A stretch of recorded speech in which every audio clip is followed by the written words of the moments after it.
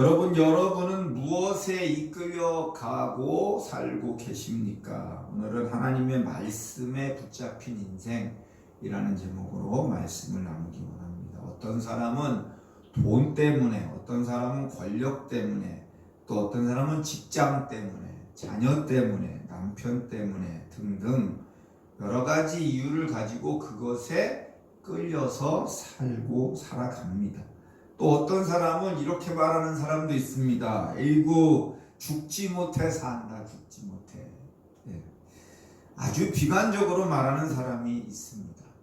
오늘은 사도행전 18장 1절에서 11절 말씀으로 하나님의 말씀에 붙잡힌 인생이라는 제목으로 함께 은혜를 나누기 원합니다. 히브리서 4장 12절은 이렇게 말합니다. 하나님의 말씀은 살아있고 활력이 있어 좌우의 날선 어떤 검보다 예리하여 혼과 영과 및 관절과 골수를 찔러 쪼개기까지 하며 또 마음의 생각과 뜻을 판단하나니, 이렇게 기록합니다. 이 히브리서는 분명하게 하나님의 말씀에 어떤 능력이 있는지를 증거해 주고 있습니다. 하나님의 말씀은 살아있고 활력이 있습니다. 그저 책 속에 기록된 글씨가 아니라는 거죠. 하나님의 말씀은 생명력이 있습니다. 그래서 우리가 말씀을 따라서 우리의 삶을 살아갈 수 있습니다. 어떤 사람은 이렇게 말합니다. 에이, 어떻게 사람이 하나님 말씀대로 살아? 이렇게 말하는 사람은 여러분, 그렇게 말한 대로 죽을 때까지 하나님 말씀을 따라서 살 수 없을 겁니다. 왜냐고요? 바로 그렇게 말한 그 사람의 그 말이 그 사람의 믿음이기 때문이에요. 네 믿음대로 될지어다. 저는 저와 여러분이 하나님의 말씀을 따라 살고 하나님 나라에 들어가는 사람이 되기를, 그렇게 살기를 축복합니다. 우리가 살고 있는 현대 사회 속에서 사람들이 교회를 욕하고 손가락질하는 것에는 여러 가지 이유가 있겠지만 하나님의 말씀을 따라 살지 않는 삶, 말씀과는 동떨어진 삶, 믿음 없는 사람들을 세상 사람들이 봤기 때문입니다. 누구 탓이 아니라 바로 똑바로 제대로 신앙생활 하지 못하고 그냥 나 하나 잘 먹고 나 잘 살기 위한 복만 구하는 구복신앙의 행태에서부터 생긴 문제일 것입니다. 쉽게 말하면 교회 다니는 그 사람이나 다니지 않는 나나 별반 다를 것이 없는 모습 때문입니다. 조지 뮬러 아시죠? 조지 뮬러는 5만 번 이상 기도 응답을 받은 것으로 유명하죠. 사실 그는 기도의 사람이기 이전에 말씀의 사람이었어요. 그래서 그의 생애 동안 성경을 200독 이상을 하고 매일 아침 말씀을 읽을 때 자신의 영혼이 충분히 그 말씀으로 인해서 행복해질 때까지는 기도를 하질 않았다고 합니다. 말씀을 충분히 읽고 그리고 기도를 했다는 거죠. 어느 날 고아원에 먹을 음식이 하나도 없던 정말 절체절명의 위기 속에서 시편 81편 10절 말씀을 붙잡게 됩니다. 내 입을 크게 열라 내가 채우리라. 그 말씀에 자신의 전 존재를 압도당합니다. 사람에게 구걸한 적이 한 번도 없습니다. 오직 하나님의 약속하신 말씀을 붙잡고 그 말씀 앞에 무릎을 꿇었을 때 하나님은 한 번도 굶기지 않고 그 아들을 먹이셨다는 거예요. 그러니까 5만 번 이상 응답받았다고 말하는 거죠. 사도행전 18장에서 두려움에 떨던 바울이 내가 너와 함께 있음에 라는 약속에 붙잡혀서 고린도를 지켰듯이 말씀에 붙잡힌 인생은 현실의 결핍을 넘어서 하나님의 공급을 경험하는 인생이 됩니다. 오늘 본문을 보면 1절에 그 후에 바울이 아덴을 떠나 고린도에 이르니 이렇게 시작합니다. 아테네에서는 사역이 변론 중심의 지성적인 사역이었다면 고린도는 전혀 다른 사역이었습니다. 고린도라고 하면 고린도인처럼 행한다 라는 말이 유행했는데 그 말은 뭐냐면 그들은 음행하는 자들이다 이런 말이에요. 고린도인처럼 행한다. 왜냐하면 고린도는 그만큼 타락한 도시였고 또한 그 당시에는 최대의 상업 항구 도시였기 때문입니다. 지금도 그렇지만 그렇게 발전하고 사람이 많이 모이고 문화가 교류가 일어나고 그러는 곳에는요 성적인 타락이 아주 극심하거든요. 바울은 이제 전략적으로 고린도에 가서 복음을 전파할 가능성이 높은 그곳에 가서 복음을 전하기로 결정을 하고 떠나게 됩니다. 아테네 사역을 정리하고 고린도로 단호하게 출발을 하죠. 2절에 가면 아굴라라 하는 본도에서 난 유대인 한 사람을 그곳에서 만납니다. 이탈리아에서 새로 와서 바울이 그 사람을 만납니다. 왜 아굴라가 본토에서 유대인 한 사람, 유대인이 거기까지 왔냐? 그 당시에 글라우디오 황제 때 유대인 추방령이 AD 49년에 있었는데 그때 그 고난의 역사적 사건이 바울과 평생의 동역자가 될 이 브리스길라와 아굴라, 많이 들었죠? 아굴라와 브리스길라, 이 부부를 만나게 되는 겁니다. 평생 이 브리스길라와 아굴라는요 바울 사역에 협력하고 동역하는 동역자였어요. 하나님의 섭리죠. 그들을 만난 것은 하나님의 예비하심이고 하나님의 예비하심 속에서 찾아낸 소중한 만남입니다. 저도 날마다 기도하는 것은 이곳에서 예안교회에서 복음 전하는 이 일을 함께하는 그 사람, 하나님의 섭리 가운데 하나님이 보내신 사람을 만나기를 기도하고 있습니다. 전 다른 거 기도하지 않아요. 잘 먹고 잘 살고 그런 거 기도하지 않아요. 여러분 이미 먹고 사는 거는 우리는 아무 문제가 없잖아요. 우리 뭐 굶어요? 아니잖아요. 하나님의 일을 함에 있어서 기도해야 한다는 거죠. 3절에 보면 그들이 한 일이 있어요. 그들은 자비량 선교를 하고 생업을 함께 합니다. 생업이 같아서 함께 살며 일을 하니 그 생업은 천막을 만드는 것이더라 이렇게 기록을 하죠. 바울은 그 복음의 순수성을 지키고 성도들의 짐을 덜어주기 위해서 직접 노동을 했다는 거예요. 저는 이 바울의 사역 방법에 100% 동의합니다. 천막 제조는 당시에 여행객들하고 군인들에게 수요가 가장 많았던 기술이에요. 그래서 생업으로 천막 제조 기술을 바울은 가지고 있었다는 거죠. 자기의 기술을 사명을 위한 복음 전도를 위한 도구로 사용한 거죠. 하나님 앞에서 여러분이 가진 생업, 그 직업은요 굉장히 귀중한 겁니다. 그래서 여러분의 인생 여정 가운데 복음을 증거하는 삶을 살아가는 데 있어서 매우 중요한 역할을 하고 있는 게 바로 여러분의 생업이에요. 그런 귀한 직업을 가지고 겨우 한다는 게 내 배나 채우고 일만 하고 있다면 그 귀한 직업을 주신 하나님의 뜻을 따라 살아가지 못하고 있는 거예요. 할렐루야. 설교 원문에는 내가 쓰지는 않았지만 지난 몽골 갔다 왔잖아요. 작년 겨울에, 재작년 겨울에 몽골에 여름에 몽골에 단기 선교 갔을 때 그곳에서 한 선교단체 25년째 사역하고 계신 선교사님이 꾸리고 있는 선교단체 그 숙소에서 하룻밤을 잤거든요. 얼마나 막 정말 귀하게 대접을 받았는지 몰라요. 그런데요, 그 선교사님 사역 방법이요 굉장히 독특합니다. 두 그룹이 있어요. 한 그룹은 봄부터 겨울 되기 전까지 전도만 하러 온 몽골을 다 휩쓸고 다니는 그룹이 있어요. 그 그룹과 함께 전도를 다녔거든요. 3일이 뭐야? 4일인가 5일인가? 그러고 또 한 그룹이 있는데요. 한 그룹은 그 전도 다니는 사람들이 전도 다닐 수 있도록 이 사람들은 사업하는 사람들이에요. 돈만 막 벌어요.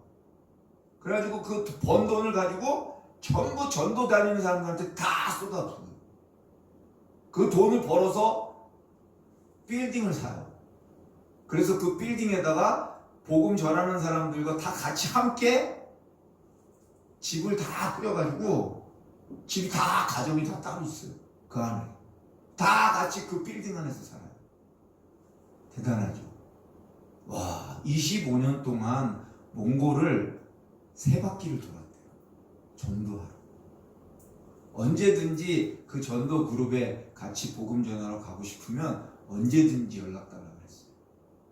근데 정말 산 넘고 물 건너 텐트 치고 천막에서 자고 막 초원에서 자고 막 차 가지고 막 강에 빠지고 그런 영상들을 전도하면서 그 25년 동안 몽골을 3바퀴 도는 동안 몽골 얼마나 넓은지 몰라요. 그 영상을 만들었는데 눈물 없이는 볼 수 없는 영상. 저는 우리 교회도 그런 교회가 되기를 꿈꿉니다. 여러분도 그래서 그런 교회가 되기를 위해서 기도하셔야 돼요. 그게 하나님이 쓰는 교회예요. 정말 자기 게 없더라고요. 우리 그 몽골에서 계시던 그 선교사님도 자기 혼자서 사역하시던 그 소순호 선교사님도 자기 집을 거기 몽골에 살고 있던 집 있죠? 그 집을 다 파셨어요. 그리고 거기 그 선교단체에다가 다 헌금하시고 그 빌딩 안에 집 하나를 얻어서 거기서 같이 살아요. 가족이. 와, 정말 그 집이 엄청 큰 집이 아니에요. 그냥 한 집이 딱 요만해요. 요만한 게 한 집이에요. 뭐 사모님하고 선교사님 2분이 사시는데 이 정도면 충분하지 뭐. 그 안에 다 있어요. 화장실도 있고 방도 있고 다 있는데 딱 이만한 집이에요. 제가 묵었던 숙소는 요거 딱 반 사이즈 되는 숙소. 그건 혼자 있는 사람들이 거기서 살아요. 그 안에도 화장실은 밖에 있지만 뭐 세수하고 뭐 하는 건 잠자고 하는데 아무 문제가 없어요. 책상도 있고 다 있어요. 옷장도 있고. 여러분 그런 사역을 꿈꿉니다. 하나님 앞에서 하나님이 어떤 비전을 주시는지 우리는 보아야 합니다. 사도 바울은 그런 사람이었어요. 교인들한테 손 벌리지 않는 사역자였어요.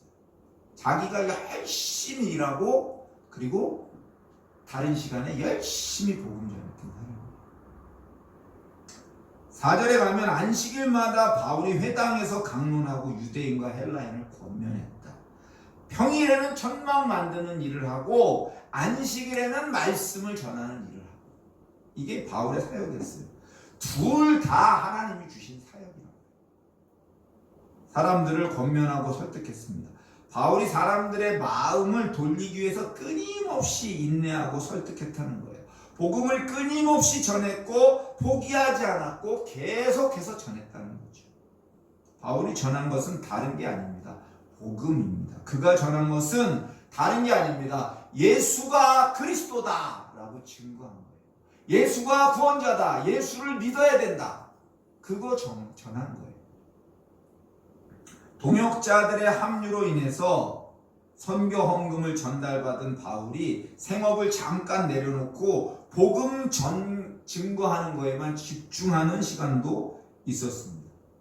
바울이 하나님의 영에 붙들려서 바울의 의지가 아니라 성령이 역사하셔서 바울을 사용해서 끊임없이 복음을 전하게 하셨다는 거죠. 하나님의 성령의 강력한 역사가 나타났다는 거죠. 저도 그럴 때가 있어요. 예한교회 처음 시작했을 때 이 지역을 일주일 동안 땅밟기 기도를 하고 마지막 7번째 날은 막 외치면서 그러면서 복음을 선포했어요. 그럴 때가 있어요. 그 그럴 때가 있어요. 성령이 저를 이끄실 때가 있어요. 그렇게 이끄실 때는요, 막 시장통에 가서도 저는 그거 합니다. 예수 믿으라고, 회개하라고, 하나님께 돌아오라고. 여러분 그런 거 본 적 없으시죠? 제가 유튜브에 짧게 쇼츠를 올려놓은 거 있어요. 그게 바로 그런 겁니다. 성령이 저를 강권하여 이끄실 때가 있어요. 사랑하는 성도 여러분, 바울처럼 말씀에 붙들리는 은혜가 부어지기를 기도해야 합니다. 그리스도인이라면 이 기도를 당연히 해야 돼요. 내 삶을 새롭게 하는 건 내가 하는 결단이 아니에요. 여러분 결단은 많이 해보셨잖아요. 내 삶을 새롭게 하는 건 생명력 있고 살아있고 활력 있는 하나님의 말씀이 나를 붙들어야 내 삶이 새로워지는 거예요. 여러분 여러분의 자신의 의지로 결단한 그 결단이 얼마나 연약한지 여러분 이미 다 알고 있잖아요. 그게 얼마나 연약하면 작심삼일이라는 말이 나왔겠어요. 그쵸? 담배 피는 사람들 아유 올해까지만 담배 피고 새해에는 담배 끊어야지. 그리고서는 새해 딱 되면 1일, 2일, 3일 못 가서 또 담배 피워요. 술에 취해 있는 사람들 올해까지만 마시고 새해에는 안 마셔야지. 그리고서는 이틀을 못 버티고 또 술 마셔요. 그쵸? 다 그래요. 성경은요 이렇게 써 있습니다. 개가 그 토한 것을 다시 주워 먹는다. 읽어보셨어요 성경책? 네? 여러분 그리고 개가 자기가 토한 거 다시 먹는 거 봤어요? 본 적 있어요? 얼마나 더러운지 알아요? 옛날에 우리 집에 개를 길렀거든요. 조그만 개를. 근데 이게 개가 무슨 뱃속에 무슨 사상충인가 무슨 벌레가 생기면 밥 먹고 토해요. 그럼 조금 있다가 가가지고 그거 토한 거 지가 토한 거 지가 다시 꼴짝꼴짝 다 핥아먹어. 더럽죠? 성경은 우리가 죄 짓는 것에 대해서 그렇게 표현하고 있어요. 너희가 죄 짓는 게 개가 토한 걸 다시 핥아먹는 거니까 똑같다. 더러운 것을 반복하고 있다는 거죠. 작심삼일. 각자 자기의 의지는요 그만큼 연약하다는 거예요. 그래서 우리는 날마다 기도할 때마다 성령의 임재를 구하고 하나님의 말씀에 붙들리기를 위해서 기도해야 돼요. 하나님 나를 주님의 영으로 충만하게 해주십시오. 하나님 나를 주님의 영이 이끌어 주십시오라고 날마다 기도해야 돼요. 아침마다 기도하고 새벽마다 기도하고 기도하는 시간에 기도하고 우리 금요일날 찬양 경배와 찬양 모임 할 때 그때 그런 거 기도하는 거예요. 잘 먹고 잘 살게 해주세요. 뭐 큰 집으로 이사할 그런 기도는 필요가 없어요. 쓸데없는 거예요. 6절은 이렇게 기록합니다. 그들이 대적하여 비방하거늘 바울이 옷을 털며 이르되 너희 피가 너희 머리로 돌아갈 것이요 이후에는 이방인에게로 난 가리라. 복음에 대해서 유대인들이 완강하게 거부할 때 바울은 심판의 상징인 옷을 털어버리는 행위를 합니다. 내가 너희에게 복음을 전해줬지만 너희들이 복음을 받아들이지 않으니까 너희의 그 잘못은 너희에게 돌아갈 거라는 거예요. 왜냐하면 유대인들이 예수 그리스도 그 이름을 증거하는 바울, 예수 그리스도를 모독했기 때문이에요. 사람들은 잘 몰라요. 가짜 그리스도인들은 얼마든지 비방과 조롱과 모독을 당하지만 여러분 진짜 그리스도인은요 만약에 그런 비방과 모독을 당하면 어떻게 되는지 아십니까? 제가 알려드릴까요? 하나님이 갚아주십니다. 제가 지금 89년도에 예수님 믿고 성령 받고 그 이후에 살아오면서 저에 대해서 이상한 행동을 했거나 모독을 했거나 했던 사람들을 하나님이 갚아주신 걸 많이 봤어요. 그래서 저는 저한테 뭐라고 한 사람에 대해서 그러냐고 그리고 그냥 넘어가요. 그 사람에 대해서 뭐 화딱지를 내고 막 멱살 잡고 그런 일 안 해요. 왜요? 하나님이 갚아주신다니까요. 그래서 조금 전에 그런 일이 일어난 것도 그러냐고 착배라 그러면 나는 그냥 착배 주는 거예요. 왜요? 나머지 하나님이 갚아주시는 거예요. 마음이 약해서 너무 편해요. 하나님이 갚아주실 건데. 여러분, 내가 갚아주면은 싸움 나죠. 대판 싸움 나죠. 그렇죠? 바울은 복음 증거할 때 이제 디도 유스도의 집으로 갑니다. 7절에 보면 거기서 옮겨 하나님을 경외하는 디도 유스도라는 집으로 갑니다. 그 집은 복음 전하는 회당의 옆에 있는 집이에요. 회당 옆에 있었다는 것은 복음의 거점지를 거기로 정했다는 거고, 유대인들에게는 그게 도전이었고 복음 전파의 전략적인 승리였습니다. 고린도 사역의 결실은 회당장 그리스도와 온 집안이 더불어서 주를 믿고, 그 유대인 회당장이 회개하고 예수 그리스도를 믿게 되니까 고린도 사람들도 그걸 보고 많은 사람들이 믿고 세례를 받았다고 8절에 기록을 합니다. 그리스도의 이 회심은 수많은 사람들이 지속적으로 복음을 받아들이는 거대한 파도가 되게 됩니다. 그때 9절의 밤에 주님께서 환상 가운데 바울에게 말씀하십니다. 제가 설교 처음에 시작했죠. 두려워하지 말며 침묵하지 말아라. 그동안의 사역이 성공적인 것 같았지만 바울의 내면 속에는 유대인들의 위협으로부터 두려움이 남아 있었다는 거예요. 하나님은 그 사람의 그 마음 중심을 보시고, 바울의 마음 중심을 보시고, 열심히 사역 잘하고 있지만 그 안에 사람을 두려워하는 마음을 보시고 두려워하지 말아라 라고 말씀하시는 거죠. 끝까지 복음을 전파하라는 거예요. 사랑하는 성도 여러분, 우리는 주님의 일을 하면서 전혀 진척도 없는 것 같고 결실도 없는 것 같을 때를 맞이하게 됩니다.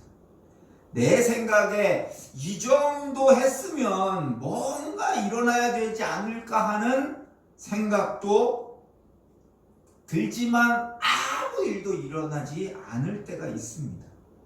이렇게까지 했는데 뭐가 없으면 아휴, 할 만큼 했으니까 포기해야겠다, 그런 생각이 찾아오기도 합니다. 심지어는 더 큰 문제가 생기기도 하고 더 큰 어려움이 생길 때도 있습니다. 하지만 여러분, 그때 잊지 말아야 할 게 있습니다. 뭐냐고요? 주님께서 부르신 부르심입니다. 부르심은 변하지 않아요. 변하는 건 내 마음이에요. 내 태도예요. 그리스도인으로의 부르심, 저처럼 오늘 지금 목사로 부르심, 선교사로 부르심, 직분자로, 장로로, 권사로, 집사로 부르심, 교사로 부르심, 학생으로 부르심, 그 부르심은 변하지 않습니다. 그러니까 그 부르심을 맡은 자에게 해야 할 것은요, 딱 하나예요. 충성, 끝까지 충성입니다. 할렐루야. 굉장히 오래전에 이 지방 성회 때, 웨슬리 성회 때 강사로 저 대전에 둔산제일교회 목사님이 오셔서 강사로 오신 적이 있어요. 그날 둔산제일교회 목사님 집회하고, 왜 제가 이 얘기를 왜 하냐면, 그 목사님이 오곡교회 오셨을 때도 제가 모시고 다녔고, 여기 지방에 저기 강사로 오셨을 때도 제가 서울역에 가서 태우고 오고, 제가 서울역에다가 모셔다 드리고 그랬어요. 네. 그러니까 둔산제일교회가 교인이 몇 명인 줄 알아요? 어른 2,500명, 청년 2,500명, 5,000명이에요. 그런데 뭐 물어보시더라고요, 저한테. 오곡교회는 코로나 이후에 어떻게 출석이 좀 괜찮아? 그러시더라고요. 그래서 한 그래도 90% 회복됐어요. 한 10%는 도망갔지만. 그랬더니 둔산제일교회 목사님 뭐라고 하신지 알아요? 아휴, 우리는 반토막 났어. 그래서 제가, 목사님 5,000명에서 반토막 났으면 2,500명 남았네요. 반토막 났는데 2,500명이야. 그만큼 코로나 때 굉장히 많은 사람들이 교회를 떠났다. 알았어요? 그렇게 많이 떠났어요. 그 떠난 사람들은 뭐예요? 자기의 부르심이 있는데 부르심을 포기한 거예요. 그때 그날 그 저녁에 집회 때 목사님 메시지 가운데 저녁에 다 같이 이제 통성으로 기도하자고 할 때 그때 하나님이 주신 주님의 음성이었어요. 끝까지 충성. 그 하나님의 음성을 오늘에서야 이 설교에 집어넣었어요. 끝까지 충성. 마지막 10절, 11절. 내가 너와 함께 있으면 어떤 사람도 너를 대적해서 해롭게 할 자가 없을 것이니 이는 성중에 내 백성이 많음이라. 그러므로 1년 6개월 거기 고린도에 머물며 그들 가운데 하나님의 말씀을 가르쳤다. 어렵고 힘들었어요. 쉽지 않았어요. 그런데 거기에 머물며 주님의 약속, 주신 말씀을 신뢰하며 고린도에서 1년 6개월을 머물며 교회에 복음을 전하는 사역을 든든히 행했다는 거예요. 할렐루야. 그게 부르심을 따라가는 사람, 말씀을 따라서 사는 삶이에요. 여러분, 우리가 그렇게 말씀을 붙들고 살아갈 때 우리에게는 이런 역사가 나타납니다. 아테네를 떠나서 고린도에 이른 바울이 하나님의 말씀에 붙잡혀 사는 그런 역사, 바울이 천막 만드는 일을 하고 복음을 증거하는 도구로 사용되어지는 역사. 여러분, 하나님의 말씀에 붙잡혀 살 때 세 가지 역사가 여러분에게 나타날 겁니다. 첫 번째는 만남의 축복입니다. 브리스길라와 아굴라 같은 복음을 함께 전할 사람들을 반드시 만나게 될 거라는 거예요. 두 번째는 두려움이 사명으로 바뀐다는 거예요. 유대인들의 핍박으로부터 두려웠지만 그럼에도 불구하고 고린도에서 복음을 전하는 일 사명이 분명해졌다는 거죠. 세 번째는 내 힘으로 할 수 없는 인내의 열매를 맺게 된다는 거죠. 얼마 동안요? 당장 도망가고 싶었겠죠. 핍박이 있으니까, 두려움이 있으니까. 그런데 1년 6개월 동안 그곳에서 충분히 하나님의 말씀을 전하며 사역했다는 거예요. 저는 저를 부르신 하나님이 이곳에서 사역하게 하시는 이유가 있다고 믿습니다. 그리고 하나님의 때에 하나님의 역사를 따라 다른 곳으로 가기도 하고 더 사역을 하기도 하고 할 겁니다. 근데 그게 중요한 게 아니라 제 부르심은 날마다 예수가 그리스도라고, 예수 믿으라고 사람들에게 나아가서 복음을 전하는 일입니다. 왜요? 목사들은 전도 안 하거든요. 아세요? 목사들은 전도를 안 해요.